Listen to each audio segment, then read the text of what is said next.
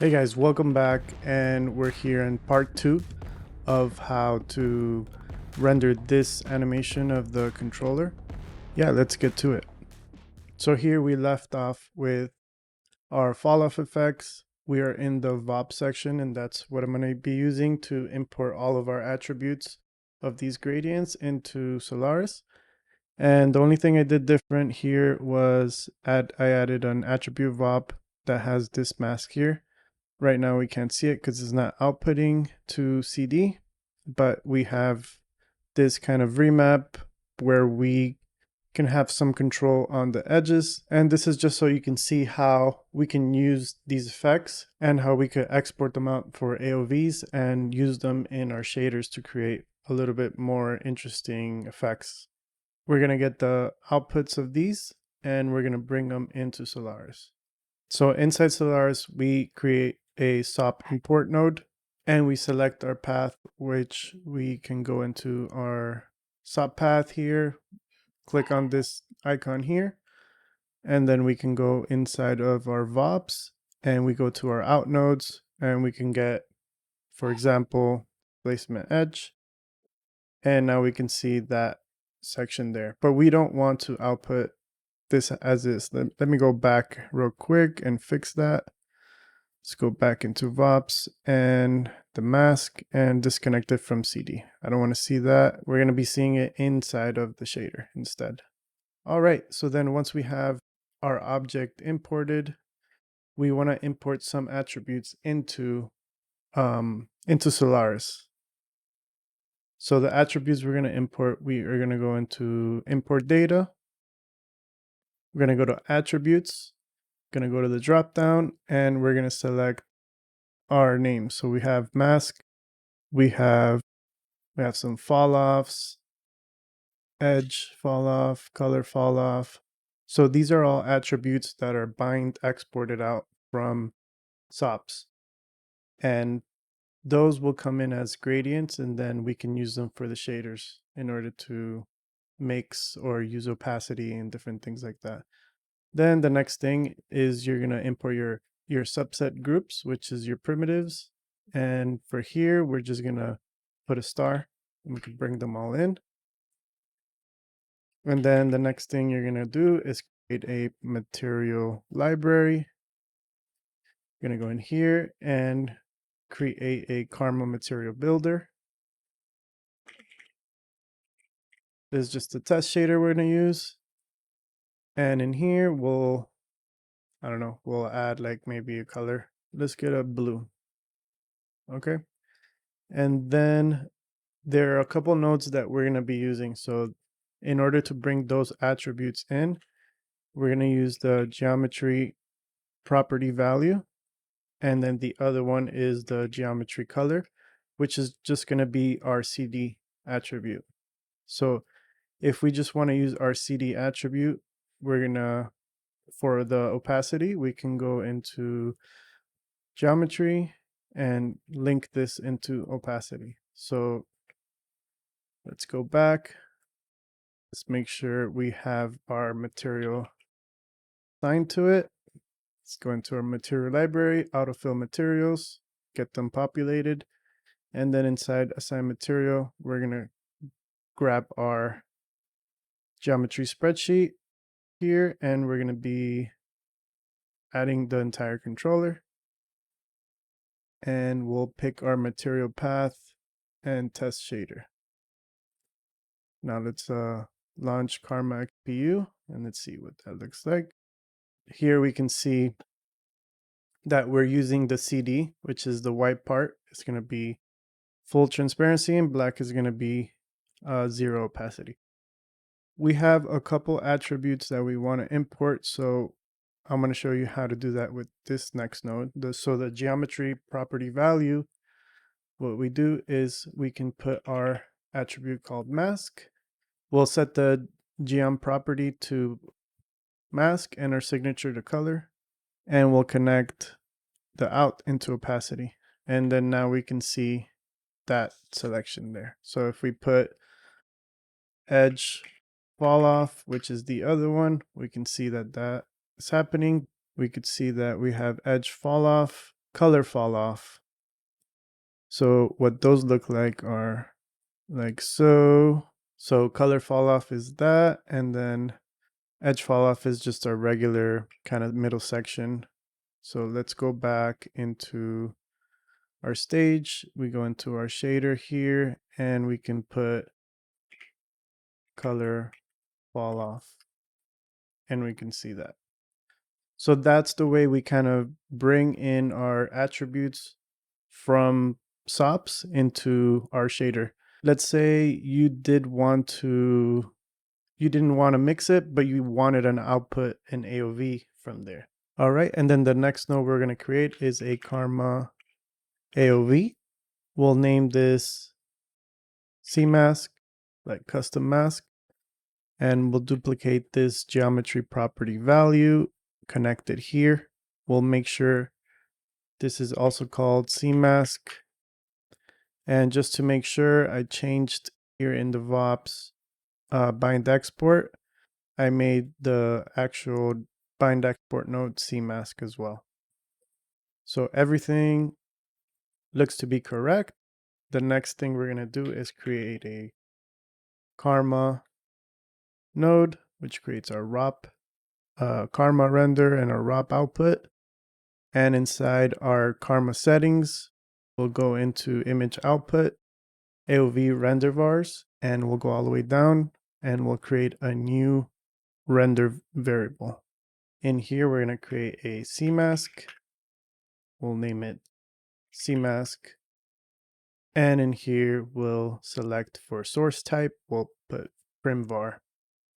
Now, when we look at our passes here, we can see that we have, where is the CMask? All right, let's go in here. There you go.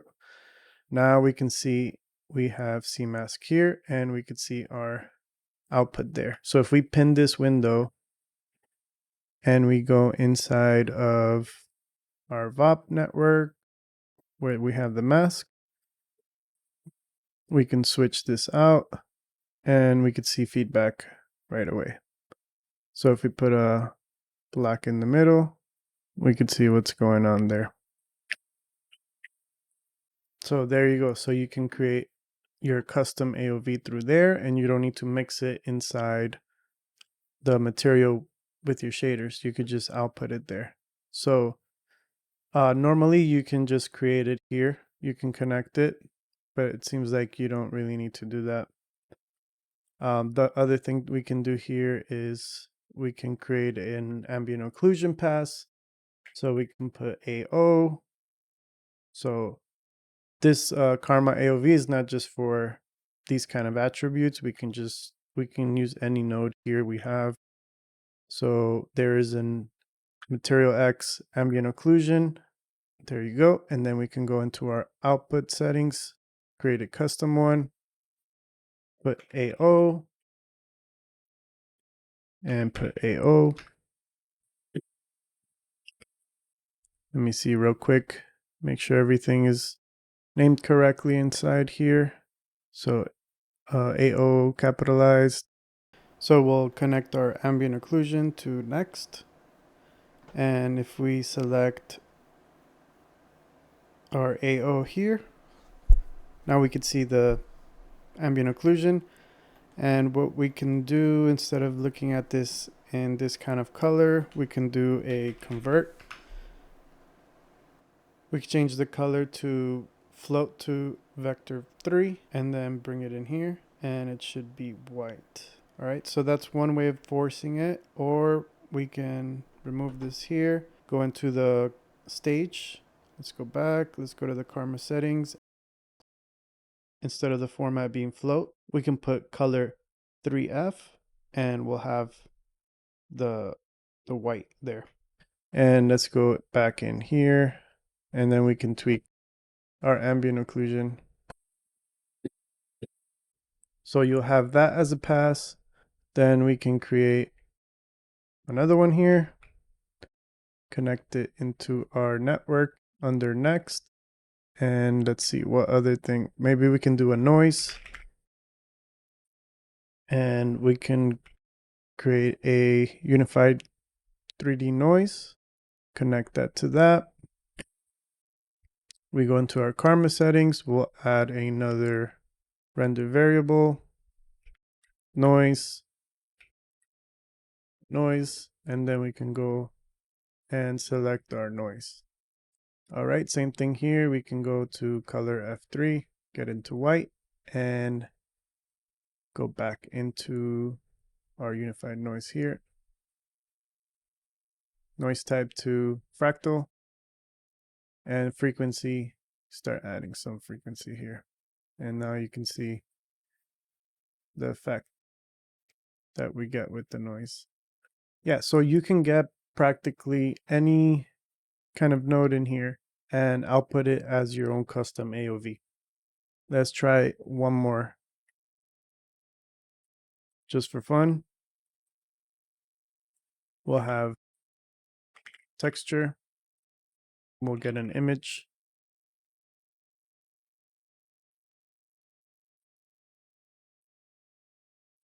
Okay, we're grabbing like some image that I generated with ChatGPT, and we'll go back into our karma settings and we'll create another extra render var.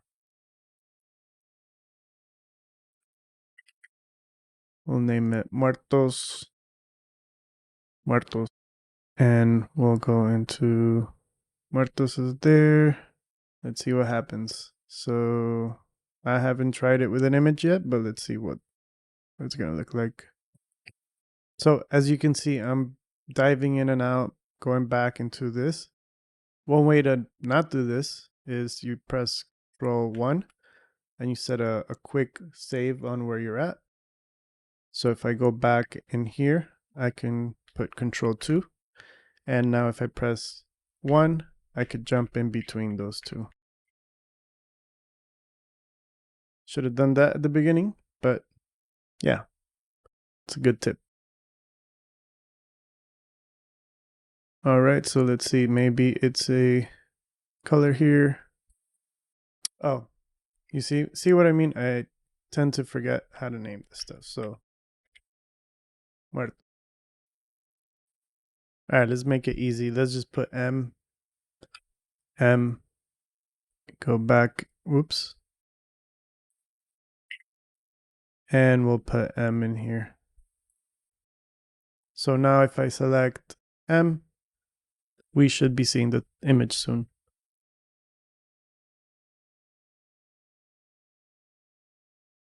There you go. So to bring in the color, we gotta put format color 3F and data type color 3. And now we can see our image here. Yeah, and you're just gonna be rendering that as a pass, and you can tweak it. So if we wanted to change the texture coordinates there, we can put a constant and name it, put to float vector, and we could put scale, and we'll put another one for our coordinate system here. Okay, so we're scaling it this way, and in here, oh, not texture coordinate, sorry, we're gonna go into offset. So this goes into offset, and that's what we're gonna use to move it.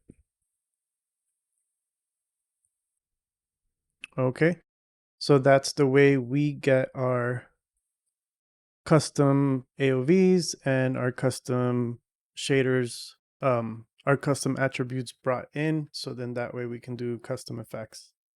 So going back, here is my different objects. So we got the regular controller, we got the second controller with those buttons in the bottom and little paddles in the back. And then we got the controller here that does the edge kind of effect. Okay, it's just the same one, but all the effects are happening with the shader. So if we start bringing in our shaders in here, you're gonna see. So if we go to Karma XPU, now I could see all my shaders that I put in here. So if I go into material, I could see Here are the shaders that I assigned to the object, and we have the opacity for each one of them. So each one has, yeah, excuse all this mess. Yeah, this is not supposed to be there. And we just have the geometry, and we're using the color. So this one is for the other part of the glass controller, and we can see we have those colors there. This is all just standard shading stuff. So just set your shaders how you need to texture your object correctly. And what really matters for the reveal effect is the geometry color, or importing your custom geometry property, and then using the opacity to drive that factor. Okay, so then that's the first controller. Then we have the second controller, which is doing the opposite side. So if I merge these two, we have this going on. And then in here, we have the displacement. All right, let's go into back to VOPs. Let's double check that we're actually getting what we need. So in this case, I think what we need is the color here. So this is the CD. So we needed an input CD, and that's edge fall off. So we'll go back, and we could technically still use this one because we input it into CD, or we can put edge fall off, which should be the same setup there. We got to make sure that it's in color, and that's the same thing there. Okay, and then we go back. We can look at all of our three shaders in here, and we add a dome light just to kind of see the whole object together. And there you go. If we go back in here and look at our noise in the middle, our edge noise here, we can see in the displacement. So in here, we can see that I created the noise through these different nodes here. And then I'm using a mix, another node here, with the same kind of noise, just kind of a different frequency. This one has 15, this one has 600, and this one 20. And we're just mixing all that stuff in there. And in the displacement, we put a scale of 0.007, and that goes out the material outputs into displacement. But yeah, that's pretty much it for the shading part of it. Here I added a transform that just kind of moves the object. So if here, started down here, I moved it up here, and then we create our camera. And this is kind of a technique that I use often just to keep animation simple. And what I call this kind of technique is just camera stacking. And what we're doing is stacking transforms on top of each other, so we could simplify the keyframes in between the movements. So in this one, it's a constant zoom. So if we take a look here, let's turn the Houdini karma off. All right. So since we don't have an object in our frame right now, we could turn this off, right? So we're only seeing the constant zoom. Let's turn this. So this move has some keyframes, forgot to mention. So the keyframes here, it's kind of moving the position just slightly, just because when I did the animation, it wasn't centered on the beginning. So let's do something real quick that would just simplify it. So if we create a sphere, and let's just connect that there. And let's scale down the sphere and let's move it up. So we can just see what I'm doing here with the camera instead of having this other setup calculate so much. So in here, I just have this constant zoom for the camera. Then we have another zoom in here that pretty much it zooms out and then it slows down. So if we look at the keyframes, we could see that it's, kind of ramps and then slows down and it goes really slow here. So that's what that node is doing. And then the last node takes care of the rotation, which kind of does the same thing as the zoom. It rotates a little quickly and then it slows down here. So when we turn all these things on, then we can see the full effect of the animation. Let's add here. Okay. So if we switch this back, now we can see what that looked like. And there's our controller animation. Looks cool, nice and smooth. Okay.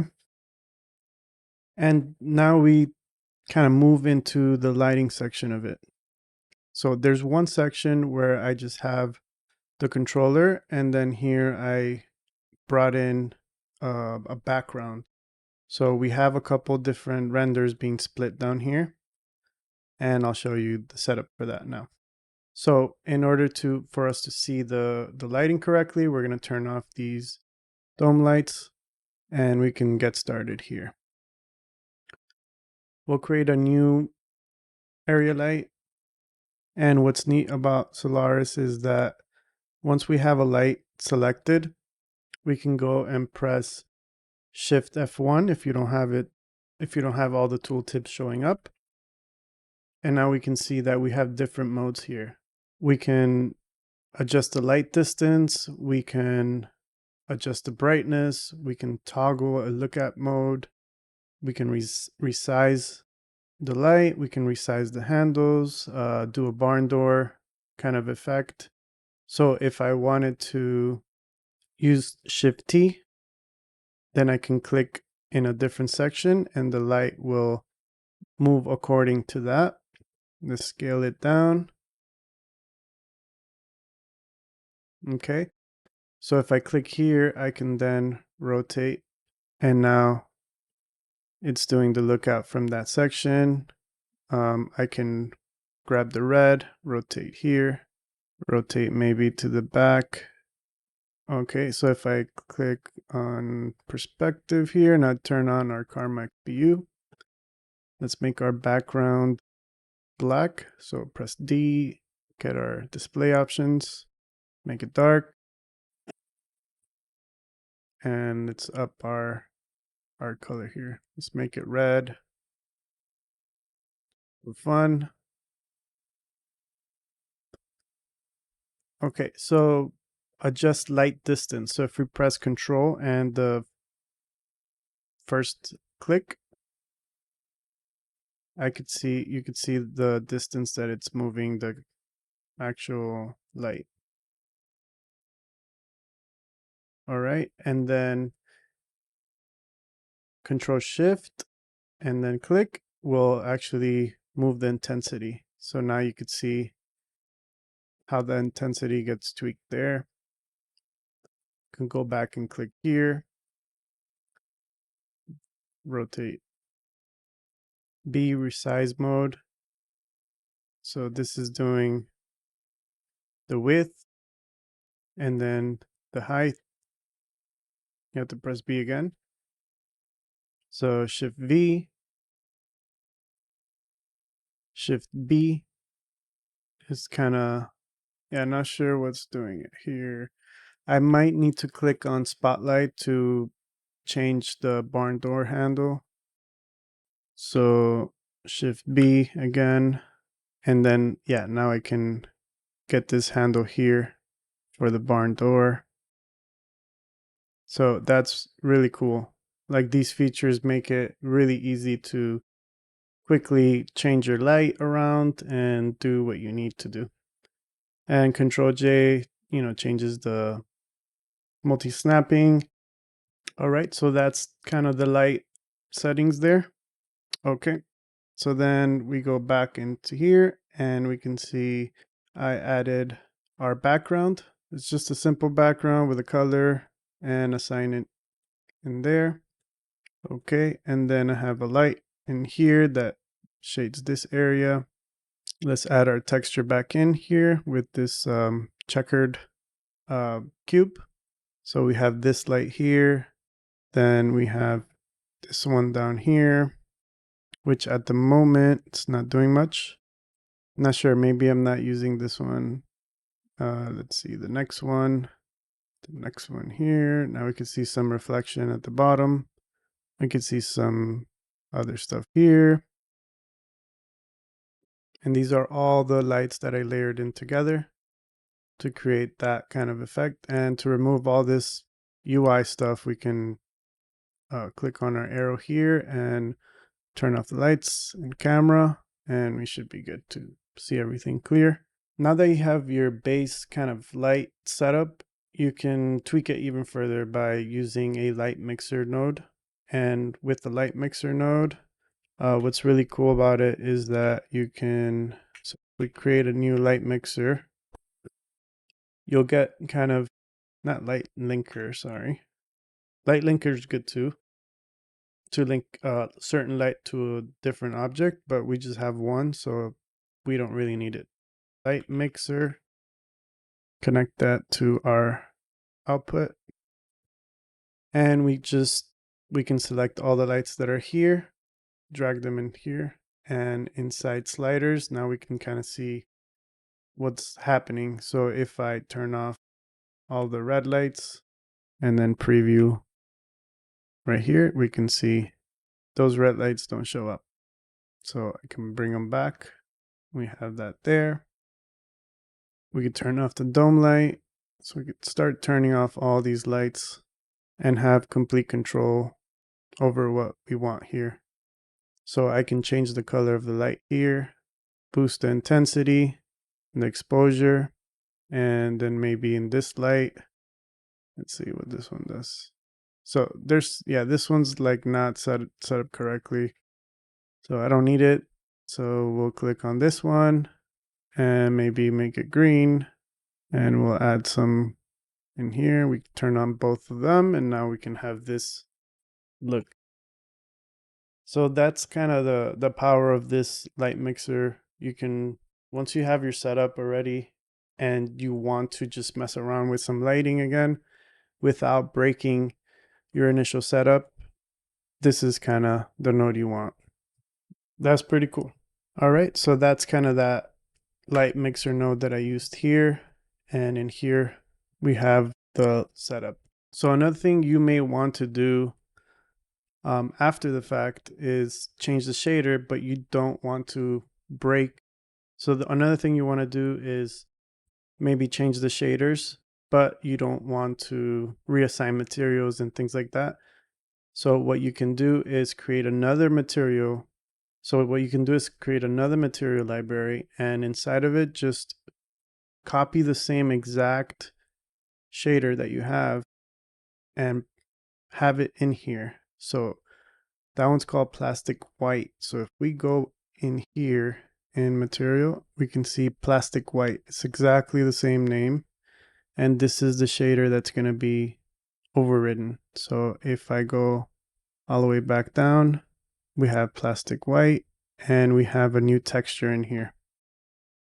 So if I take a look at this, select our camera, now I could see I added this texture here. So if I go back, you can see that it's gone. And in here, we brought it back. So that's a easy way to switch your shaders around. And then that's pretty much it. So that's what we're doing in some of these other sections. So in here, we're changing the color. We change the color of the lights. We change the materials. And now have this other setup. So you can quickly iterate your different style frames or whatever you're doing. You can quickly do different versions of it. And then in here I have the other version of the Dia de los Muertos texture. So right now, because I'm capturing, I just switched it to CPU. For some reason, the GPU was getting bogged up. So I'm just putting CPU for now. So as you can see, you can have different looks pretty quickly with just overriding the lights and overriding the materials. And now another thing you can do is actually override the cameras. So in here, I have a camera edit and I selected our camera, which is animation cam, which is up here, right here. So once you grab that camera, well, where'd it go? Okay. Once you grab that camera here, select it, make sure this is on edit. And sometimes these settings are not activated. So what you can do is click on the little circle here and click set or create. Let's do nothing. And then let's turn this on. Make sure we're selected here. And now we can see that we're a lot closer in. So there's a focus distance that I created, the f-stop. We could change the camera.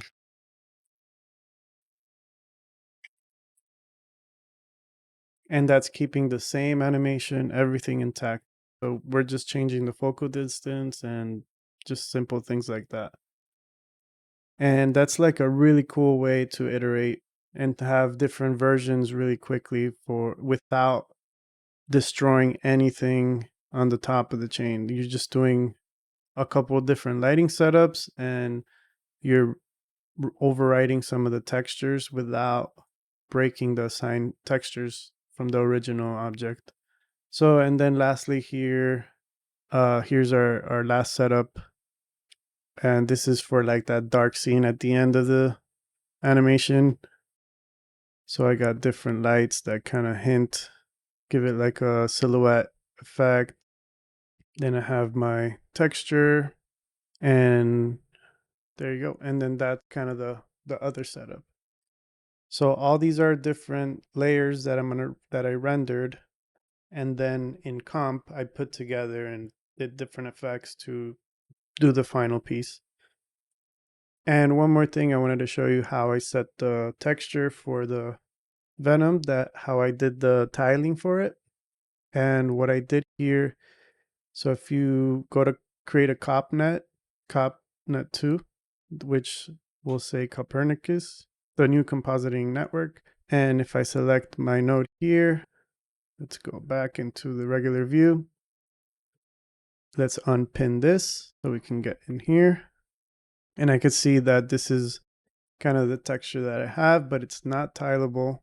So one way to do that is you use a contact sheet, and then the contact sheet will tile. So every time you input a new image, it'll fill in so let's see. This one is the bottom one. I just don't want to get this confused here. 3, okay. All right. So this is how it's set up. So if you remove these, I have the contact sheet and I have 2 by 2. So overall, it's going to need 4 images. So we have the original image that's going to fill in the top left. Then we'll bring in our second image. It'll go to the next one, go to image 3, go to the next one, and then the next one. And then it's still the same thing. We're just tiling the same image. But now I'm using a mirror on the second image, which is creating this effect here. And then we're mirroring the second one as well. So, and then we have mirror 3 here. And then I got to rotate it one more time. Now we have the tileable texture. And I wanted to add the main part of the image, which is right in the middle. I wanted to add this part in there. So for that, we just put a blend node. We created our SDF shape and converted that to SDF mono, so it's black and white. And we blurred it out. And using a blend node, we brought in our original right here as the background, BG. And then we'll grab in our foreground. And now if we take a look, we can see we're using this mask here to bring in the foreground, and the background is on the top. And I can just change the blurring a little bit more. So I left it just like that. Then we output the image, and that's what I used to override the texture here. So we have our Venom PNG that we outputted. And yeah, that's pretty much it in terms of the setup. And for the render, we grab all of our Karma nodes. We go into the out context and you create a USD render.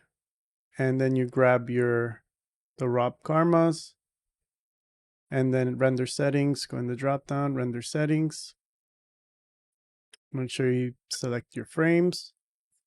Just click render, or if you're using deadline, you can just connect all the different nodes, connect them to deadline, and then you can submit to the different machines that you have. And that's the setup for Solaris. And in the next video, we're going to be going over the compositing side of things and how we created all this effects in After Effects. All right, guys, see you in the next one.